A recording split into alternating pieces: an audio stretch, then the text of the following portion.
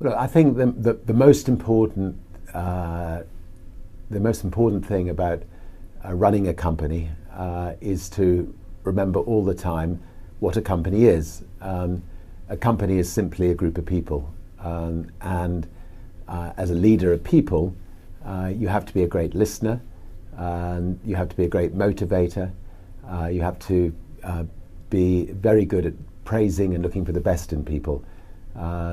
People are no different from flowers. If you water flowers, they flourish. If you praise people, they flourish, and that's a critical attribute of a leader.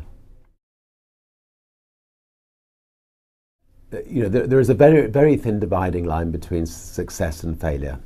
Most people who set up in business without financial backing, they fail at some times in their lives. And I've only just stayed at the right side of that dividing line.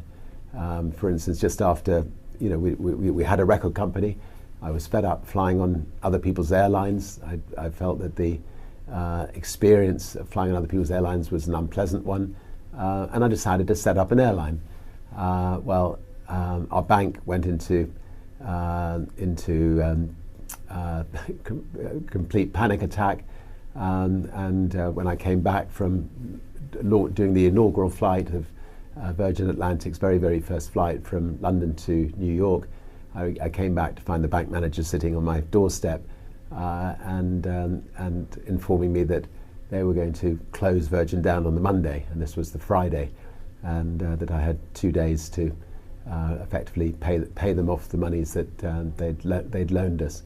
I remember pushing the bank manager out of my house, telling him he wasn't welcome, which is a dangerous thing to do to your bank manager, and then spending the weekend ringing around the world to all of the distributors of our music, asking if they could give us a temporary loan to get us through the following week, which they were good enough to do. And by the end of the week, we'd changed banks. We'd actually managed to find a bank that was willing to lend us 30 times the overdraft facility that our bank had lent us, and we managed to survive. And I think the moral of that story is actually don't think of your bank as somebody that you're beholden to. I mean, people just don't move from one bank to another. Sometimes you need to be willing to step up and move your banks in the same way that you should step up and move your doctor on occasions. Anyway, I learned from that lesson. Virgin does work very well without me. I mean, I used myself to build the brand, to build the sort of 300 or 400 companies around the world. But I also learnt the art of delegation. I have a fantastic team of people who run the Virgin companies, give them a lot of freedom to run the companies as if they were their own companies, give them the freedom to make mistakes. The Virgin brand is now maybe one of the top 20 brands in the world, well respected.